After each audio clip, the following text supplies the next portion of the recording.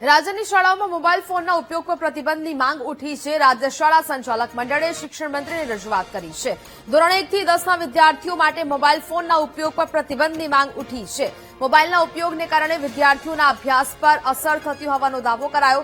વર્ષ 2010ના રાજ્ય સરકારના પરિપત્રનું શાળાઓમાં પાલન કરવાની માંગ થઈ। મોબાઈલ જરૂરી હોય ત્યાં યોગ્ય માર્ગદર્શિકા બનાવવાની માંગ કરવામાં આવી રહી છે।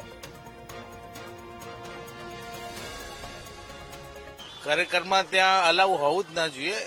શિક્ષણ પ્રવૃત્તિ દરમિયાન શાળાનો જે સમય હોય તે દરમિયાન મોબાઈલ અલાઉ હોવો જ ના જોઈએ। હા, શાળા પત્યા પછી તમે એ લોકોને અલાઉ કરો તો એ વધારે બેટર છે, કારણ કે જો મોબાઈલ સાથે હોય તો એ લોકોનું મન એમાં ને એમાં જ રહે, એમાં ને એમાં ખેંચાયા કરે, એટલે અલાઉ ના જ હોવો જોઈએ। મોબાઈલ એ ખાલી જસ્ટ ટાઈમપાસ માટે નથી, એ યુઝફુલ વસ્તુ પણ છે। ક્યારેક જે સ્ટુડન્ટ મોડા દૂરથી આવે છે, પબ્લિક ટ્રાન્સપોર્ટનો યુઝ કરે છે, ઇવન સ્કૂલ બસનો યુઝ કરે છે, ક્યારે પણ કંઈ પણ પ્રોબ્લેમ થયો, કારણ કે પાણી ભરાઈ ગયું, પાણીમાં બસ અટકી ગઈ, કે બસમાં કોઈ પ્રોબ્લેમ થયો અથવા લેટ થવાનું છે કોઈ પણ રીઝનથી, તો પેરેન્ટ્સને ઇન્ફોર્મ કરે છે। ઇવન પેરેન્ટ્સ સામે કોન્ટેક્ટ કરી શકે કોઈ પણ રીઝનથી, કે ઘરમાં કોઈ પ્રોબ્લેમ થયો કે ઇમરજન્સીમાં ઘરે બોલાવવા છે, તો ઇઝી પડે। અને સ્કૂલ જે ડ્યુરેશન છે એ ડ્યુરેશનમાં લોકઅપમાં મૂકી દે ફોન અને પછી સ્ટુડન્ટ્સને હેન્ડ ઓવર કરે, તો ઇટ ઇઝ યુઝફુલ। એવું જરૂરી નથી કે બધા છોકરા ટાઈમપાસ જ કરતા હોય।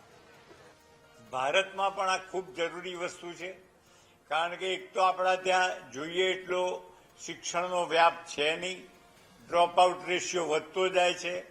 ધોરણ 9 પછી તો બાળકો મજૂરી કરવા અને ક્યાં જતા રહે છે એ જ ખબર નથી પડતી। તો એવા સંજોગોની અંદર શાળાકીય શિક્ષણમાં સંપૂર્ણપણે કમસે કમ વધારે નહીં તો 14 વર્ષ સુધી તો પ્રતિબંધ મૂકવો જ જોઈએ। અને જો 14 વર્ષ આપની ગણતરી આપણે ગણીએ તો 6 વર્ષે બાળકને પહેલા ધોરણમાં દાખલ કરવામાં આવે અને બીજા 8 એટલે 8 ધોરણ સુધી એ બાળકના મોબાઈલના ઉપયોગ ઉપર તો પ્રતિબંધ મૂકવો જ જોઈએ। અને એ મૂકવાથી ટીચર્સમાં અને શૈક્ષણિક અને બિન શૈક્ષણિક બંને સ્ટાફમાં જાગૃતિ આવશે।